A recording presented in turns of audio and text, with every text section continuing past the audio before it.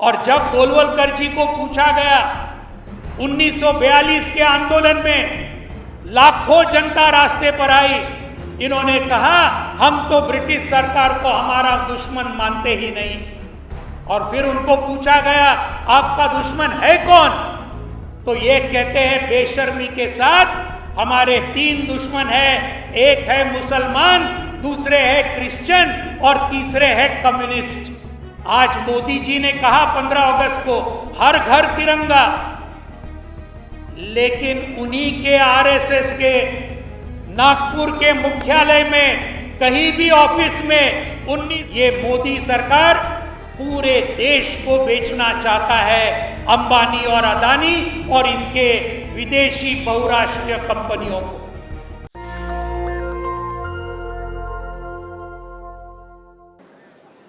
आज मुझे याद आती है 4 साल पहले के आज के दिन 5 सितंबर 2018, जिस दिन हमारे तीनों संगठनों की नेतृत्व में इसी दिल्ली में 2 लाख लाल झंडों का जबरदस्त मोर्चा ये हमने पार्लियामेंट के ऊपर निकाला था।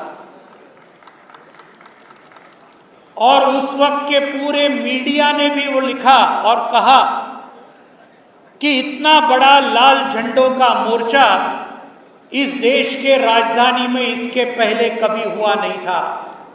हम लोग सब उस रैली के अंदर शरीक थे 5 सितंबर 2018 के।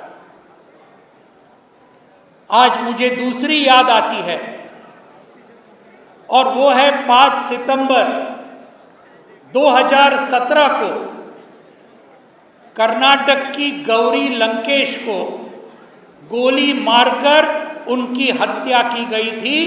उसका आज शहीद के आज 5वीं सालगिरह है। ये पूरे सांप्रदायिक शक्तियों ने सिर्फ गौरी लंकेश को नहीं मारा, इन्होंने मारा प्रोफेसर MM कलबुर्गी को, इन्होंने मारा कॉमरेड गोविंद पानसरे को, इन्होंने मारा डॉक्टर नरेंद्र दाभोलकर को, इन्होंने मारा रोहित वेमुला को, इन्होंने मारा फादर स्टैन स्वामी को।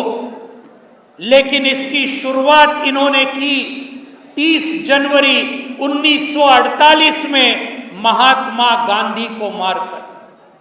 यही आरएसएस के लोग थे, यही हिंदू महासभा के लोग थे जिन्होंने आजादी के 6 महीने के अंदर महात्मा गांधी जी की हत्या की। तो इसलिए आज हमें ये पूरे ताकतों के खिलाफ एक जबरदस्त संघर्ष, हम आज जो घोषणा पत्र सबने मिलकर यहां मंजूर किया है, इसको लेकर हमें आगे जाना होगा और हम जरूर आगे जाएंगे, इसमें कोई शक नहीं है। साथियों, ये पूरे घोषणा पत्र का सार क्या है? ये घोषणा पत्र का सार ये है, हम ये इल्जाम करते हैं आज कि ये बीजेपी आरएसएस की केंद्र सरकार 75 साल के आजादी के काल में सबसे जनता विरोधी, सबसे कॉरपोरेट के पक्ष में, सबसे सांप्रदायिक, सबसे तानाशाही और सबसे मनुस्मृति की पूजक ये सरकार है। ये 75 साल के आजादी की सबसे घटिया सरकार आज इस देश के अंदर, आज ये दुर्भाग्य हमारा मिला। In English, what is the essence of the resolution that we have passed today, the declaration? That this BJP RSS government is the most anti-people, most pro-corporate, most communal, most authoritarian, most pro-Manusmriti and the worst government in India in the last 75 years of independence. और इस सरकार को हटाने के बिना इस देश का मजदूर किसान एक दिन भी आज आराम नहीं करेगा। यह है आज के हमारे सम्मेलन का इरादा। और ये आश्चर्य की बात नहीं है कि ये इतनी घटिया सरकार है, क्योंकि इस सरकार का, इनके जो पूर्वज थे, इनका हमारे देश का सबसे बड़ा संग्राम जो हुआ, आजादी का संग्राम, जिसके अंदर लाखों लोग मारे गए 200 साल के संघर्ष में, जिसके अंदर लाखों लोग कई साल जेल में चले गए, जिस संघर्ष में शहीद भगत सिंह, राजगुरु, सुखदेव, चंद्रशेखर आजाद, अशफाकुल्लाह खान, सरदार उधम सिंह और कई दूसरे साथी, इन्होंने अपनी जानें न्यौछावर की।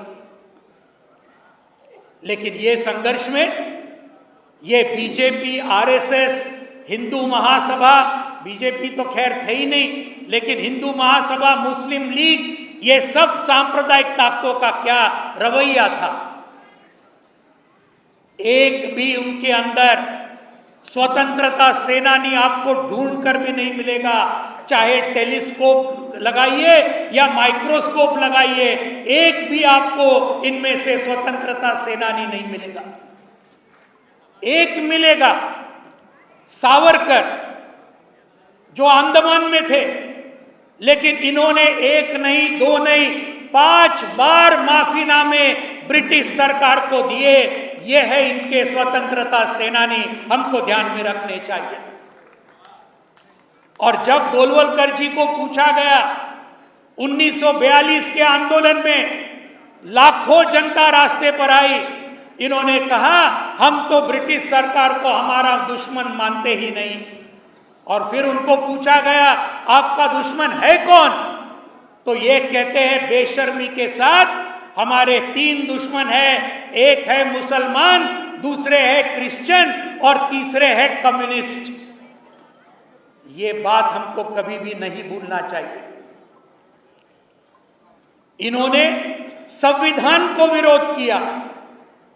इनके आरएसएस के ऑर्गेनाइजर में इन्होंने लिखा ये क्या संविधान है, जिसके एक मुख्य शिल्पकार डॉक्टर बाबा साहब आम्बेडकर थे।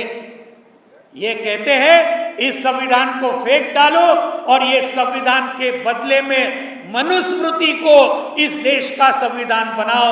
यह है आरएसएस की भूमिका। ये तिरंगे के खिलाफ थे। आज मोदी जी ने कहा 15 अगस्त को हर घर तिरंगा, लेकिन उन्हीं के आरएसएस के नागपुर के मुख्यालय में कहीं भी ऑफिस में 1947 से लेकर 2002 तक 55 साल कभी भी तिरंगा इन्होंने फहराया नहीं। ये बात हम लेके जाएंगे या नहीं लोगों तक? ये लेके जाना चाहिए पूरे देश भर में, ये जो बातें हैं। और आज इस सरकार के नीतियों के बारे में कई साथियों ने बहुत कुछ रखा है, उसके अंदर जाना नहीं चाहता। हमारे डिक्लेरेशन में बहुत कुछ है, लेकिन एक मैं कहता हूं, इनके नीतियों को हराया जा सकता है। और इसका सबसे जबरदस्त उदाहरण है 1 साल तक इसी दिल्ली के सीमा पर चला हमारे किसानों का आंदोलन, जो 1 साल और 15 दिन तक चला, जीता। तीनों कृषि कानूनों को मोदी सरकार को झुकना पड़ा और तीनों कानूनों को रद्द करना पड़ा। यह है आज हमारी जीत, जो मजदूर किसान आंदोलन ने ये जीत हासिल की। इस आंदोलन के दरमियान हमारे किसान सभा के सभी साथियों ने तो जबरदस्त काम किया, बाकी सभी संयुक्त किसान मोर्चा के किसान संगठनों ने जबरदस्त काम किया।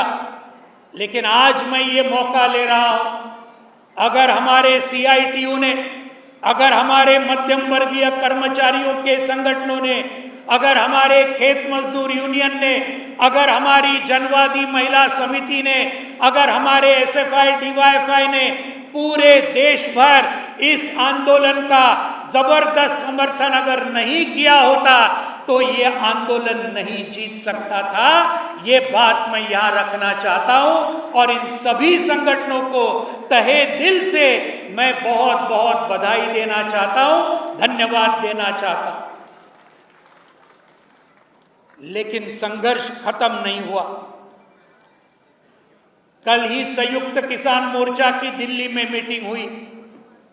हनंदा, मैं और हमारे सभी साथी उसके अंदर थे और कल 2 महत्व के निर्णय हुए।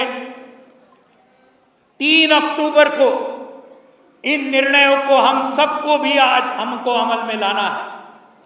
3 अक्टूबर के दिन, जिस दिन लखीमपुर खीरी का हत्याकांड हुआ, हमारे 4 किसान और 1 पत्रकार को ये अजय मिश्रा टेनी, जो आज भी केंद्र सरकार में केंद्रीय गृह राज्य मंत्री करके बरकरार है, इसके गाड़ियों के नीचे इन्होंने 4 किसान और 1 पत्रकारों को रौंद डाला। कल फैसला हुआ 3 अक्टूबर के दिन पूरे देश भर में ये जो हमारे लखीमपुर खीरी के शहीद और इस किसान आंदोलन के 715 शहीदों को आदरांजलि देने के लिए पूरे देश भर में आज मोदी सरकार के पुतलों को फूंक डाला जाएगा।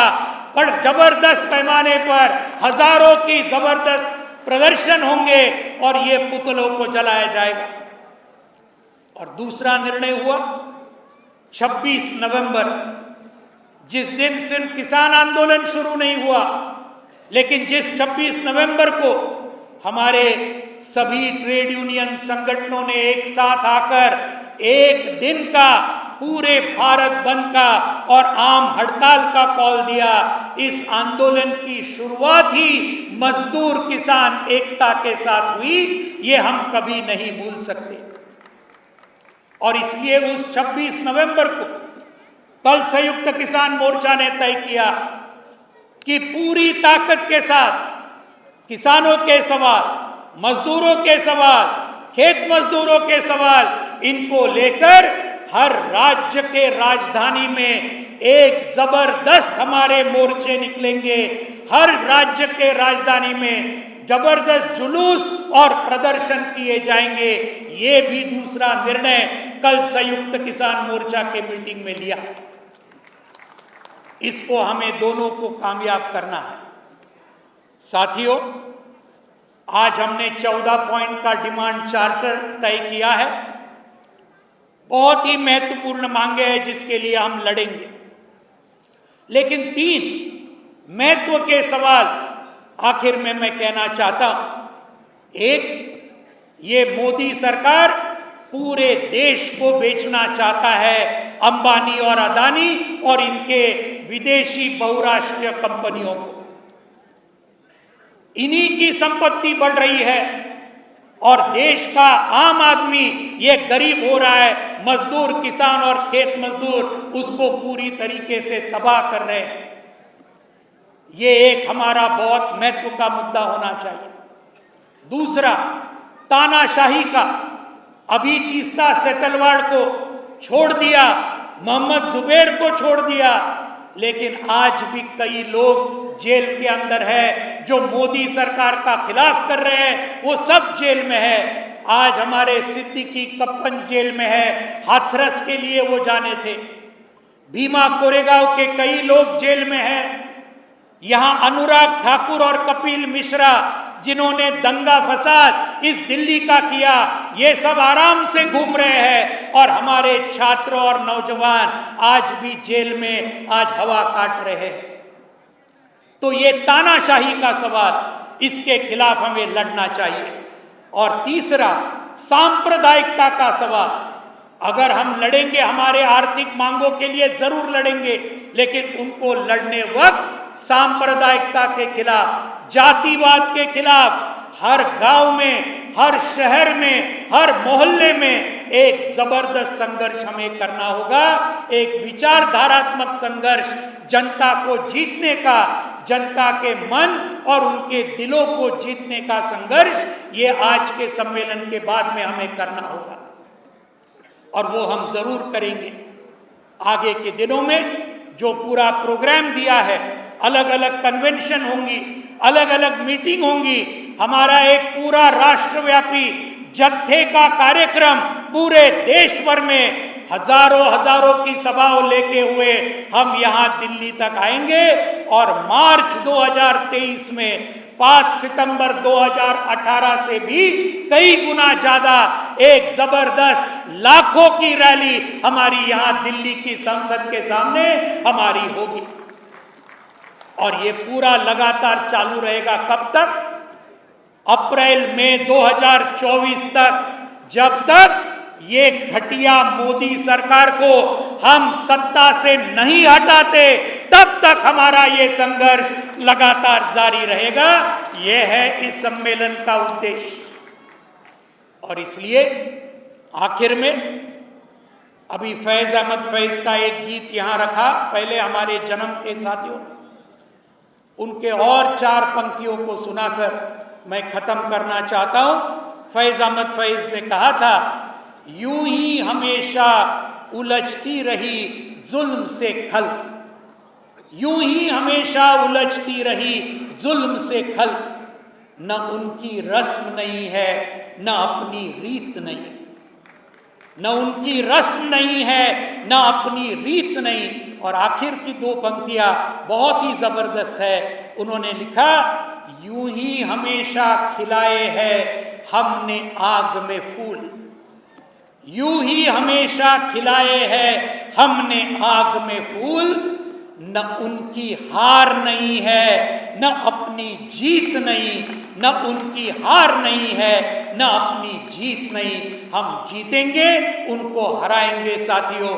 धन्यवाद। इनकलाब जिंदाबाद। नेशनल दस्तक की आपसे गुजारिश है कि अगर इसको बचाना चाहते हैं तो नेशनल दस्तक को सब्सक्राइब करने के लिए रेड कलर के सब्सक्राइब बटन को दबाएं, फिर बेल आइकन की घंटी दबाएं।